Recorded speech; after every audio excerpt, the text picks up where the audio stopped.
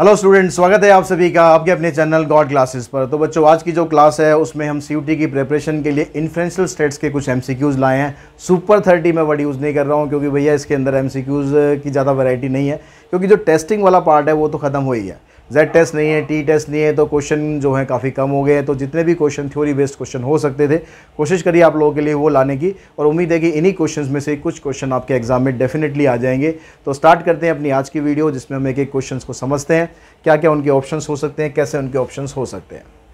तो यहाँ पर देखिए, सबसे जो पहला क्वेश्चन है उसके अंदर कहता है कि in observed set of the population in observed set of the population that has been selected for analysis is called।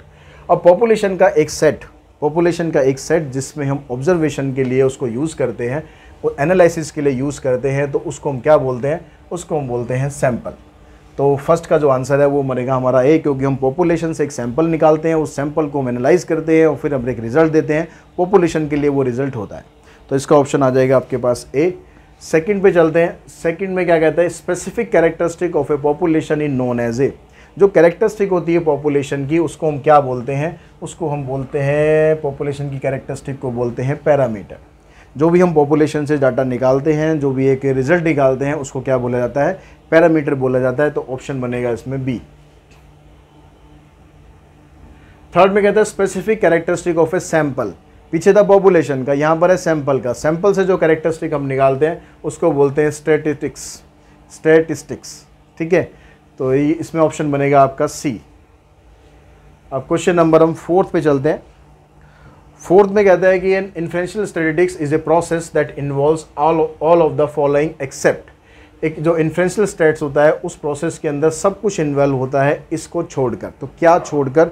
बाकी सब कुछ इन्वॉल्व होता है। देखो यहाँ पर कहता है एस्टिमेटिंग है पैरामीटर को हम एस्टिमेट करते हैं। ठीक है, एस्टिमेटिंग है स्टैटिस्टिक्स।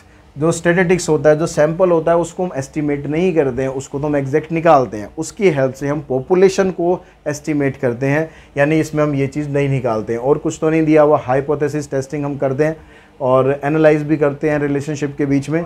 तो सिर्फ ये जो बी है इसमें ऑप्शन, वो हम इसमें नहीं करते हैं। तो बी ऑप्शन इसका आ गया आपके पास। नेक्स्ट में कहते हैं sample is regarded as a subset of. Sample किसका सबसेट होता है? सैंपल हम किस में से निकालते हैं? सैंपल हम निकालते हैं पॉपुलेशन में से। तो सैंपल क्या होता है? पॉपुलेशन का सबसेट आप इसको कह सकते हो। तो फिफ्थ का ऑप्शन बनेगा ए।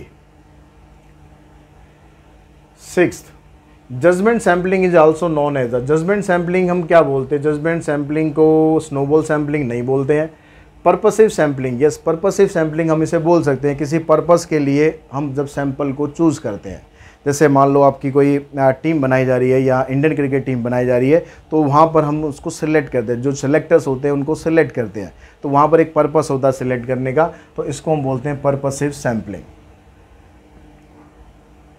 सेवंथ में क्या कहता है कि method of sampling that ensure proportional representation of all section of a population is called.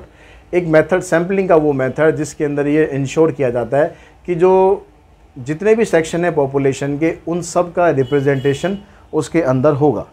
तो इसमें कौन सा वो होता है? Cluster sampling. क्लस्टर सैम्पलिंग के अंदर सब ग्रुप्स तो बनाए जाते हैं, लेकिन उसमें सभी सेक्शंस को लेना ज़रूरी नहीं होता। सिस्टमेटिक सैम्पलिंग ये नहीं होगा, स्नोबॉल तो होगा ही नहीं। ये होता है स्ट्रैटिफाइड सैम्पलिंग।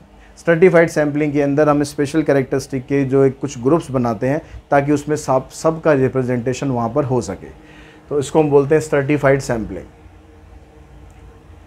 एट्थ क्वेश्चन में कहता है which of the following is not a non probability sampling.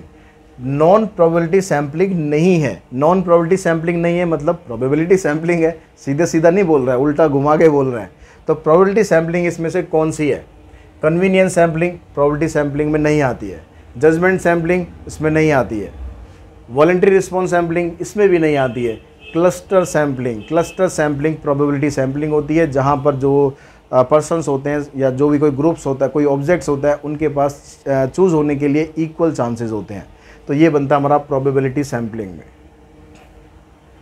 Which of the following is the probability sampling. अब यहाँ पर डायरेक्टली पूछ रहा है कि कौन सी प्रोबेबिलिटी सैम्पलिंग होती है, तो यहाँ पर हमारे पास सिस्टमेटिक सैम्पलिंग, क्योंकि जो कन्वीनियंस है, स्नोबॉल है या जजमेंट है, ये सारे के सारी नॉन प्रोबेबिलिटी सैम्पलिंग होती है। सिर्फ एक ये है सिस्टमेटिक जो कि प्रोबेबिलिटी सैम्पलिंग होती है। नेक्स्ट क्वेश्चन आता है हमारे पास, इसमें कहता है कि researcher intended to study the adjustment problem of the student who came from the slum area. The slum area से कुछ बच्चे आते हैं, तो उनकी जो प्रॉब्लम है उसको समझने के लिए एक रिसर्चर जो है वो स्टडी करता है। अब वो रिसर्चर स्टडी करता है तो इसमें से what should be the sampling procedure for such A study, तो उस स्टडी के लिए कौन सा वो सैम्पलिंग यहाँ पर करेगा। तो यहाँ पर जो सिंपल रैंडम सैम्पलिंग होती है, सिंपल रैंडम सैम्पलिंग के अंदर तो हम किसी को भी रैंडमली सिलेक्ट कर लेते हैं, ठीक है। और स्ट्रेटिफाइड सैम्पलिंग में हम एक ग्रुप बनाते हैं। ग्रुप बनाने के बाद उसमें जो सभी तरह के लोग हैं उनको रिप्रेजेंटेशन देते हैं। सिस्टमेटिक सैम्पलिंग में सिस्टम में एक इंट्रोड्यूस कर देते हैं, वो भी रैंडम सैम्पलिंग होती है। क्लस्टर सैम्पलिंग के लिए हम क्या करते हैं कि हम स्पेशल कैरेक्टरिस्टिक के हिसाब से कुछ क्लस्टर बना देते हैं, अलग अलग जोन्स बना देते हैं। तो वहाँ पर हमने एक जोन बना दिया जो स्लम एरिया के बच्चों का है, फिर उनके बारे में हम स्टडी वहाँ से हम कर सकते हैं। तो यानी आंसर बनेगा इसमें cluster sampling. Selection of a cricket team, ये ऑलरेडी हम डिस्कस अभी कर चुके हैं। सिलेक्शन ऑफ क्रिकेट टीम मतलब judgement sampling. The measurable characteristic of population, जो मेजरेबल कैरेक्टरिस्टिक होती है पॉपुलेशन की, ये भी जो स्टार्टिंग की क्वेश्चंस थे उसमें भी इसी तरह का क्वेश्चन था, इसको हम बोलते हैं parameter. The measurable characteristic of sample, तो सैंपल की मेजरेबल कैरेक्टरिस्टिक होती है, इसको बोलते हैं statistics. The difference between the sample statistics and the population parameter, ये जो बेसिक वीडियो था उसमें भी हमने डिस्कस किया था कि जो सैम्पलिंग एरर होता है वो डिफरेंस होता है इन दोनों के बीच में, पॉपुलेशन पैरामीटर और सैंपल स्टैटिस्टिक्स, इन दोनों का जो डिफरेंस होता है इसको बोलेंगे हम sampling error.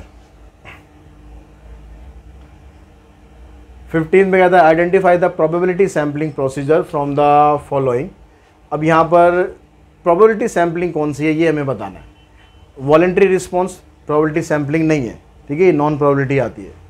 Systematic probability sampling है, स्नोबॉल नहीं है, स्ट्रेटिफाइड प्रोबेबिलिटी है, क्लस्टर भी प्रोबेबिलिटी है, यानी बी, डी और ई। अब इसमें देख लो बी, डी कहाँ पर आता है, सी ऑप्शन में आता है बी, डी और ई, तो ये हमारा इसमें ऑप्शन बनेगा। 16th क्वेश्चन में कहता है the central limit theorem stated that the sampling distribution of a sample mean approaches a normal distribution if, जो सैंपल मीन होता है वो नॉर्मल डिस्ट्रीब्यूशन की तरफ अप्रोच करता है according to central limit theorem, लेकिन उसके लिए क्या कंडीशन होती है, all possible sample are selected, no, sample size is large, जितना सैंपल साइज लार्ज होगा वो जो नॉर्मल डिस्ट्रीब्यूशन कर्व की तरफ वो अप्रोच करेगा, तो यानी ऑप्शन बनेगा इसमें यहाँ पर B. Which sample size is considered to be sufficient to the hold central limit theorem, central limit theorem के लिए सैंपल साइज कितना होना चाहिए, तो कम से कम 30 या उससे ज़्यादा, मतलब सैंपल साइज ऑफ 30 और मोर का ई गायब हो गया यहाँ पर, लगा लेना अपने आप, ठीक है, सैंपल साइज ऑफ 30 और मोर।